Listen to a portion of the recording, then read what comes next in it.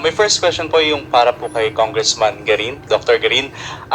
Nung Monday po nag-viral after ng statement, opening statement ni Congressman Jervy Luistro yung mga meme na may laway and the next day yung may mga tumulong sipon. As a doctor, ma'am, can you explain to us yung mga medical explanation regarding that? Thank you po. Unang-una, again, ikinagugulat ko, bakit ba tayo pumupunta sa ganung kababa ng discourse?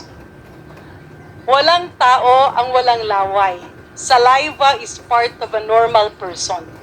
At kapag medyo nadidehydrate ka, or ikaw ay umiinom ng maintenance medications, kaakibat nito ay talagang medyo nagkakaroon ng dryness at kasama dyan yung saliva. Normal ba ito? Yes. So, why focus on that? May nakita pa nga ako, no? I believe kaibigan ko rin ito at parang tila spokesperson nga nung defense panel. I'm not sure kung ano yung if the spokesperson siya. Pero nagulat ako nung sabihin niya physiologically, medically, scientifically, ang laway daw at ang sipon ay simbolo ng mga taong nagsisinungaling. My God! That's a big lie. Especially if you're a former official of the government. Hindi kasi pwedeng nililito natin. Ang sipon ay isang viral infection na nangyayari sa ating lahat. At hindi natin dapat kutsain ang isang taong sinisipon, lalo't lalo na kapag siya'y nagtatrabaho. Hindi rin natin pwedeng i-focus sa laway o kung ano man yan. Kasi ang tanong doon, tama ba ang sinasabi nila?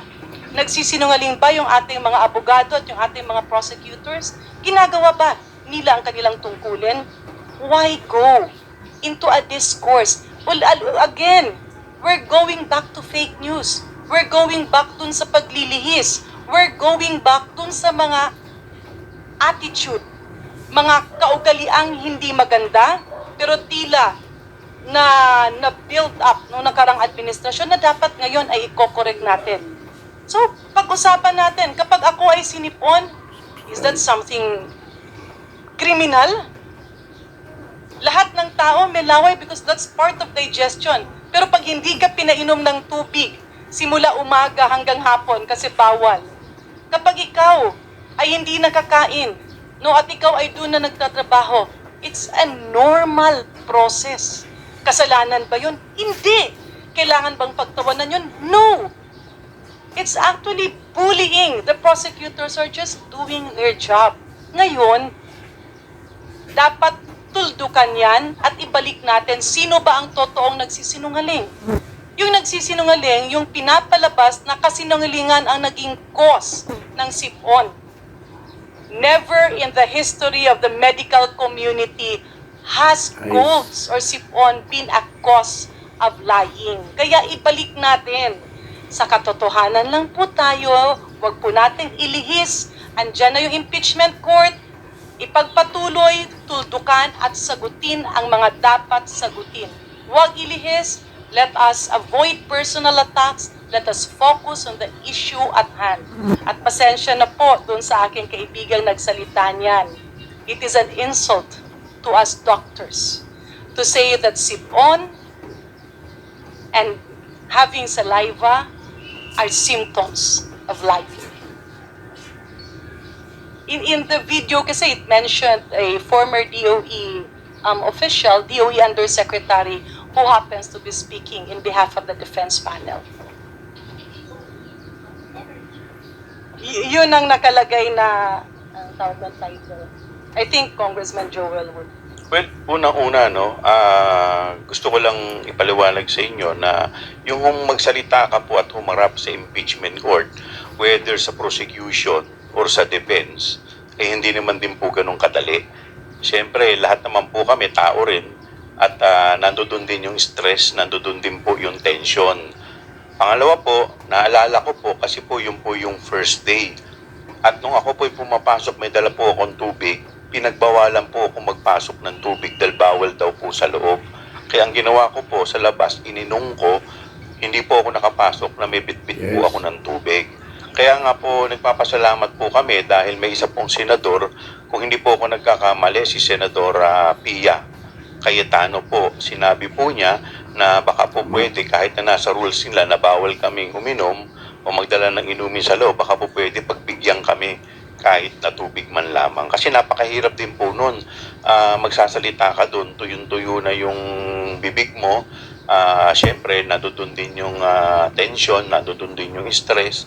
Hindi rin naman po ganun kadali na magsalita doon sa harap ng mga ating gagalang-galang na senator judges at sa harap din ng publiko.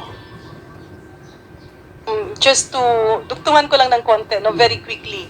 Just to emphasize, yung laway ay simbolo ng dehydration, no? Or kung nagsasalita ka, no? At wala kang iniinom na tubig. It's mainly dehydration or kung meron kang diabetes or kung meron kang maintenance medication. It has never been a manifestation of stress. And it has never been a symbol of lying. Nasa buong libro ng medisina at siyensya ang katotohanan. So wag po nating linlangin, wag nating ilahis, tama na ang fake news. Sa pagkakaalam ko, hindi.